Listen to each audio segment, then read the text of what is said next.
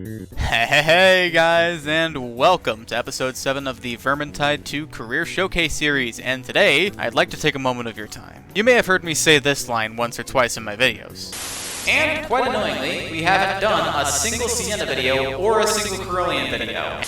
The reason I'm not very good at Sienna and Carillion, at least in my opinion, is that, much like Avatar Aang in The Last Airbender, while I accelerate at melee combat and dumb down range mechanics, my IQ and game sense drops when I face my opposite. For Aang it was earthbending, for me it's range damage. But in order to complete this series, I can't exactly dodge these characters forever, and to be honest, I actually had a Battle Wizard video in the works already, but decided to instead focus my efforts on Slayer first. And I could have kept going, but I finally gathered the confidence to talk about Battle Wizard, and I don't intend on backing off of it, so here we go. Sienna Suegonasus. Suegonasus? I don't know. The least played character in the game. And while I can't exactly give you a reason for it, I can say that just because she's the least common character found in lobbies does not mean she's the weakest character in Vermintide 2. In fact, at least for her Battle Wizard, I'd say it's a pretty well-rounded, borderline overpowered playstyle that admittedly took me more time to become proficient at than I'd have liked. And unlike most of the other videos I've made so far, her impact on the battlefield draws mostly not from her melee combat, but rather her range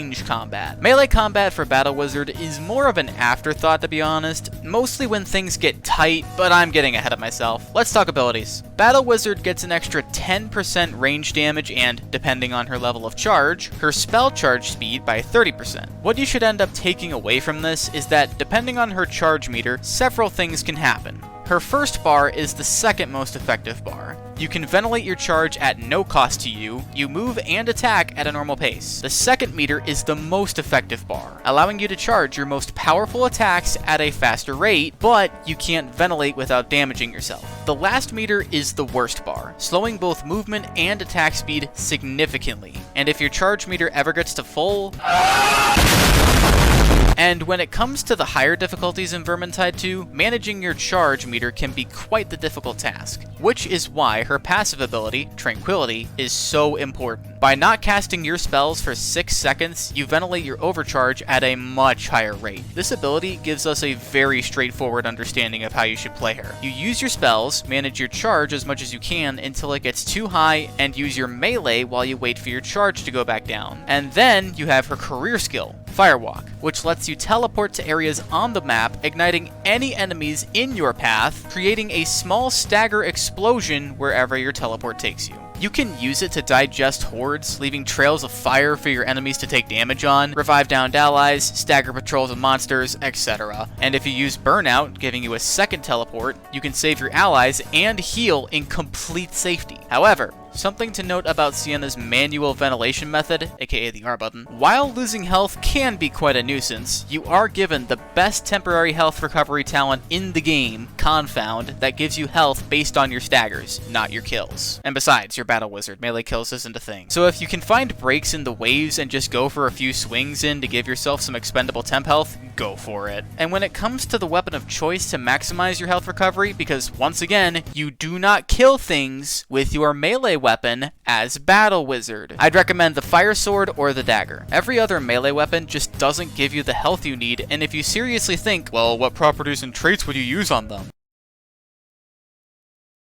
Another small detail about Sienna's melee weapons is that most of them have attacks that set your enemies on fire, which just so happens to also be connected to a talent that gives you damage reduction depending on how many enemies you're igniting, which is the final reason you should mostly use the Fire Sword, just saying. Jumping over to the third talent set, all three of these are good in my eyes, but gun to my head and I'd tell you to use Enhanced Power. Bulwark is pretty good depending on the staff you use, but yeah, Enhanced Power is just as good, if not better. Adding on to Tranquility, you have talent set number 4. The goal of the fourth talent set is to increase your total ventilation as effectively as possible, so Rechannel is definitely not a talent I would recommend using. If your charge meter is at full, both Unusually Calm and Centered restore your meter to empty at the same time, but Unusually Calm takes the cake since you start recharging much sooner, and there's always a chance that, especially in Cataclysm, waiting 6 seconds for Tranquility to start is much more unlikely than waiting 3 due to the nature of Cataclysm games. Then you don't even get the chance for Tranquility to run its course.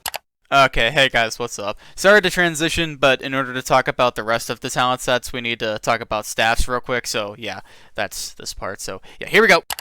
Now, I know that some of you are probably feeling overwhelmed when you look at her staffs and understanding the complexities behind each choice, so how about I simplify the choices for you? You want either the Bolt Staff, the Baby-Proof Flamestorm Staff, the Conflammation, the Congratulation, the Commemoration? Conflagration?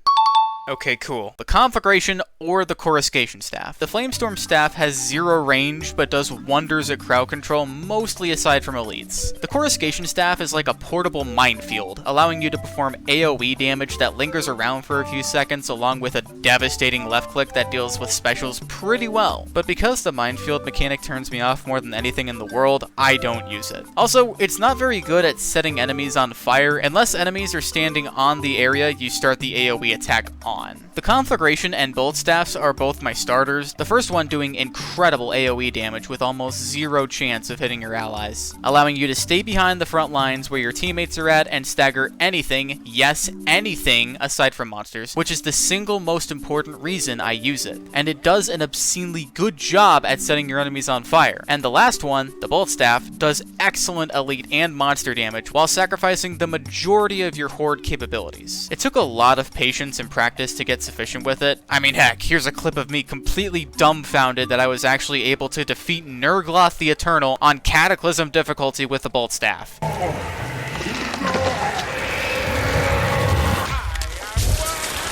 Over here!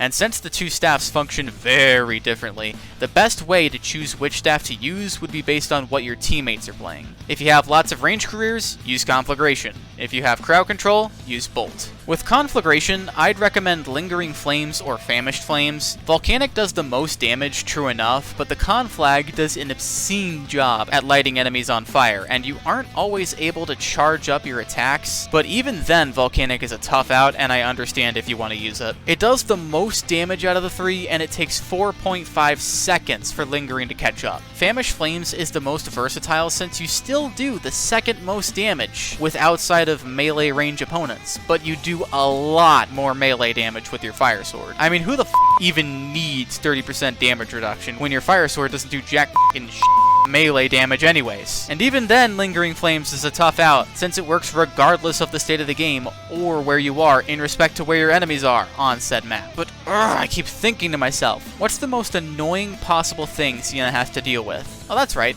her melee damage. Oh, and I didn't actually know this at the time, but did you know that with Famished Flames, if you hit your opponent with 3 melee burn attacks, it actually inflicts 3 sets of burn damage, aka 9 ticks of burning damage in rapid succession, each one doing 2.5 times more burn damage. Hell, regular burn damage is still stronger than the Fire Sword's damage. Lingering Flames does not work that way. It just does 4 points of damage and keeps the same tick rate. That's it! With Bolt, you want Volcanic Force, allowing you to one-shot Storm Vermin and specials with 1 fully charged attack, 3-shot Chaos Warriors, 2-shot Maulers, etc. Fires from Ash is good for the Conflagration and your melee weapon, and even better with Lingering Flames. But not for your Bolt. If you feel confident enough in your game to not have to rely on up to 30% damage reduction, definitely use this one. Immersive Immolition isn't necessarily bad either, but recovering Firewalk as quickly as possible due to its overwhelming versatility should be on the top of your priority list. As long as you have it, the game is yours for the taking.